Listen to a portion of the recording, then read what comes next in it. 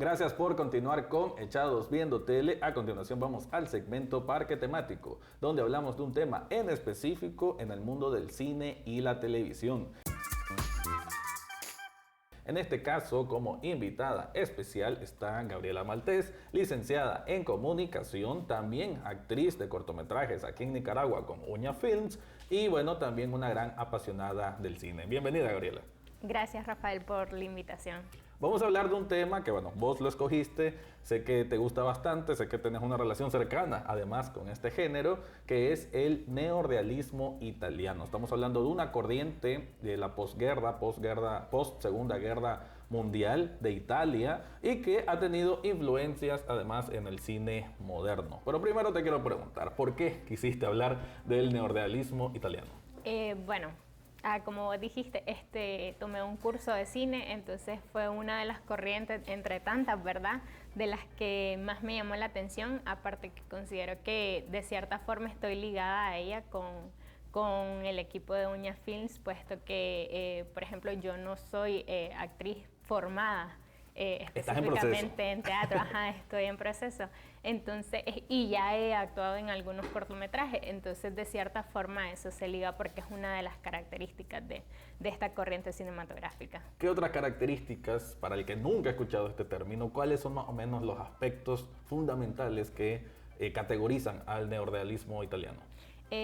Para comenzar, se podría decir que se sale de lo común en ese tiempo, porque se dejó de grabar lo que eran películas de teléfono blanco, no sé si las has escuchado. Es el término, ¿no? Sí, que son comedias ligeras, que se muestra, por así decir, la vida sin dificultades, sin preocupaciones. Todo pintado muy bonito. Se basa mucho en la clase alta, porque en ese entonces Mussolini creía que era lo que mejor reflejaba la Italia de la época. Una especie de propaganda al final, ¿no? Entonces, sí, porque se hacían muchas películas de ese tipo. Entonces, así es como surge el neorrealismo, porque es otra perspectiva, otra propuesta de lo que en ese entonces se miraba en las pantallas. Es, digamos, una expresión que va de la mano con una necesidad de contar nuevas historias o historias más reales que salgan de esta burbuja que quería elevarse en esos tiempos de Segunda Guerra Mundial. No nos vamos a poner muy históricos acá, pero pues obviamente el contexto vale muchísimo para decir de que Italia pues obviamente estaba sufriendo vicisitudes muy fuertes, el pueblo estaba sufriendo, y a través del cine, a través de esta expresión artística, fue como se empezó a moldear, a contar nuevas historias, nuevos personajes más apegados con la realidad del pueblo, ¿no? Sí, de hecho, eso es lo bonito de esta corriente, porque no solo te presenta los finales felices, sino que también te muestra las realidades de las personas, y también con personas que no son formadas en el cine. Es decir, ellos se preguntaban, bueno, ¿qué es mejor para retratar a alguien de la clase obrera? Uno que realmente es que pertenece a la clase obrera, claro, o a un actor pues que solo lo va a interpretar. Sí, porque de hecho es cierto que un actor se tiene que formar para ser realista, cualquier papel que haga, pero nada mejor que alguien que sí ha vivido momentos difíciles, y creo que el neorrealismo italiano va de la mano de eso. Y que hasta cierto punto también conectas más con la audiencia. Porque se siente la honestidad y la autenticidad, ¿verdad? Un poco, exacto. Entonces, hablando ya de ejemplos que aquí nos trae Gabriela, vamos a hablar de una película que se dice que es la pionera de este género. Estamos hablando de Obsesión. Contame un poco de qué va esta película y por qué se considera que es la que da al inicio al neorrealismo italiano. Esta película consiste, es la narración de un triángulo amoroso, y pues a grandes rasgos cometen un crimen. Entonces esta película marcó un antes y un después en el cine italiano como tal. Sí, porque ya no solo se centran en grabar dentro de un set, sino que salen a las calles, muestran la historia de las personas en sí, y aparte muestran también habitaciones de prostitutas que por eso de hecho esta película fue prohibida en ese tiempo, porque consideraban que era anti-italiana. Anti-gobierno, antisistema. Sí, porque no... Sí. O sea, la idea de lo que era el cine en Italia, que era pues tenía unos lineamientos muy directos, era que solo se podía mostrar aspectos positivos, o de felicidad, o de progreso, por así decir. Y esta película ya nos llevaba al bajo mundo, a esa Italia que no era la glamurosa, sino por el contrario, el enfrentamiento de una clase social que obviamente estaba en desventajas con respecto a la clase alta. Pero la película como que también va en romance, un poco de todo, ¿no? No obstante, luego de eso, como en ese tiempo causó tanto revuelo, le llamó tanto la atención a Mussolini que decidió verla, y es así como al final pues permiten exhibirla. Ok, o sea, sí marcó al también final, algo importante como cultura cinéfila del propio país, ¿verdad? Sí. Y la película sí me explicaba de que a esta altura quizás sea un poquito complicada de ver, que me decías que la primera hora no es tan entretenida. Sí, porque estamos hablando de una película que es en blanco y negro, que no hay muchos diálogos y que también, pues, vos sabes, como no eran actores profesionales, entonces pues se siente un poco. Okay. Sí. Pero la dinámica lo hace ser una película que fue resaltando y que quizás fue agarrando más valor al paso de los años, ¿verdad? Claro, estamos hablando de aquí, obviamente, hay que hacer la aclaración de un cine de hace más de 50 años, ¿no? Estas películas son de mediados de los 40, finales de los 40, y la dinámica, obviamente, era diferente, ¿no? Era otro tratamiento que se le daba al cine, al argumento y a la forma de llevar la historia con los actores. Igual en aspectos técnicos, pues obviamente no había la misma tecnología, por ende algunos planos se ven un poco saturados de luz.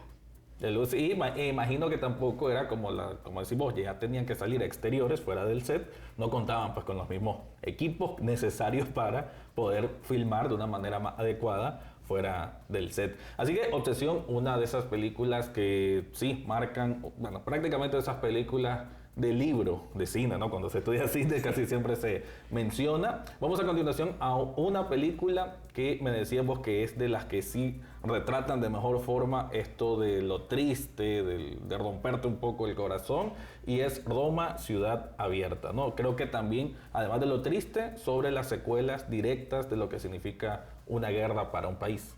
Sí, porque esta película aborda la historia de la ocupación nazi, de los últimos días de la ocupación nazi en Italia. Entonces, esta historia es narrada desde el punto de vista de un sacerdote, de una ciudadana y de un militante. Y es fuerte, un poco cruda. De hecho, se conoce al director por ser un poco cruda en sus películas, porque incluso te llega a pensar a los límites que llegaban. Por ejemplo, no respetaban la religión y al final de la película matan a un sacerdote. Entonces en esa época era un poco como fuerte. O sea, una postura, además, porque hay que decir, no, también me parece que este tipo de cine era una manera casi de protesta, ¿no? De liberación. Estamos hablando de precisamente una época posguerra en que obviamente hay un cambio de la propia sociedad y que se necesitan decir cosas de las barbaridades que obviamente hacían los nazis. Entonces esta película como que refleja un poco eso. Sí, porque incluso hay a una persona que muestran cómo la torturan. Y al final el sacerdote,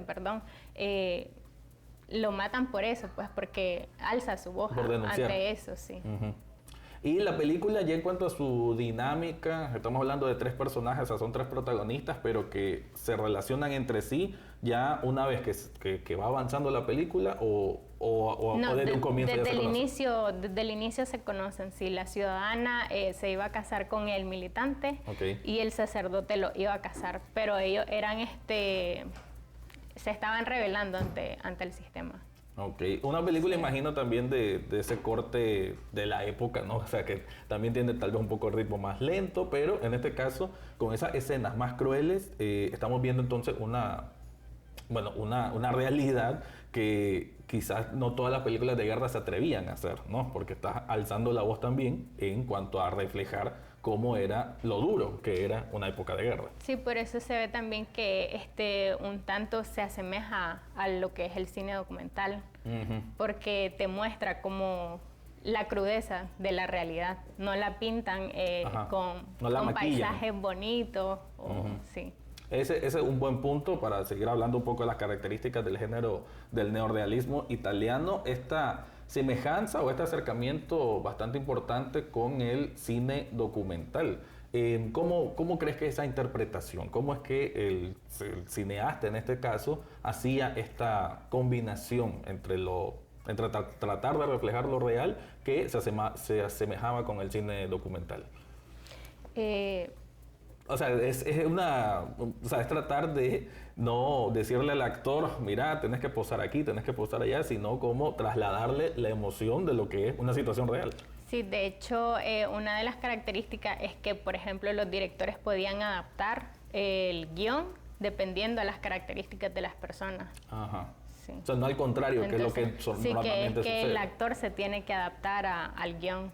Ok, y con eso vamos a ir a la película que es aquella que todavía la pueden ver, bueno, todas las películas de hecho las pueden ver en YouTube, si quieren hacer un repaso por el cine clásico al final de cuentas, y esta película es quizás la más conocida de esta corriente, hago la aclaración, dije género, pero es una corriente cinematográfica, el neorrealismo italiano, y es El ladrón de bicicletas, una película que Gabriela me dice que aquella que te va a hacer llorar, ¿verdad? Contame el porqué. Sí, y de las tres, mi favorita, porque muestra los problemas sociales. Yo siento de que soy una persona que tiene bastante sensibilidad ante las distintas realidades, entonces esta película sí te golpea, porque desde el inicio te va mostrando lo que es la problemática en sí de lo de la posguerra, que es el desempleo.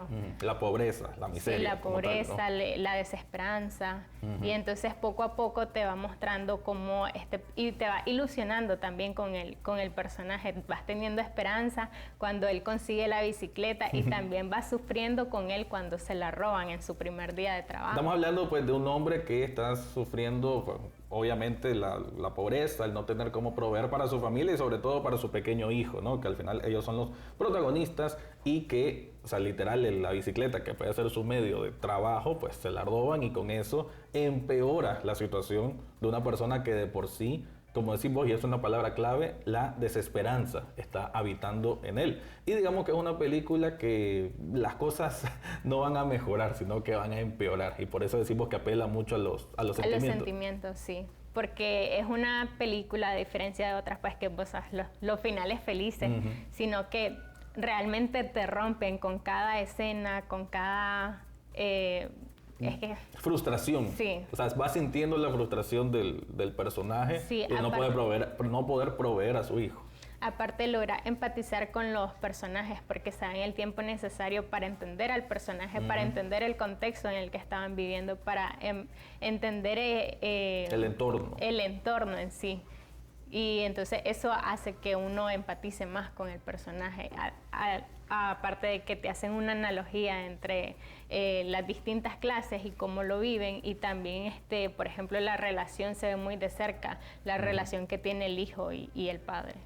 Entonces son películas que no son tan aptas para gente muy sensible, ¿verdad? Creo que, o si están buscando algo pues que les explore algo más en su interior, ¿no? Si de pronto quieren salir un poco del cine comercial y el final feliz, del teléfono blanco que todavía se puede ver en esta época moderna, ¿verdad? Creo que ese término es interesante seguirlo explorando y analizando y profundizando, y me parece que esta corriente es importante también por el hecho que también ha inspirado a nuevos creadores, ¿no? Ya en la actualidad. Y eso es válido porque en el cine, como dicen, no todo está dicho, pero sí hay muchas cosas que todavía sirven de inspiración, a pesar de que son de hace 50 años o más.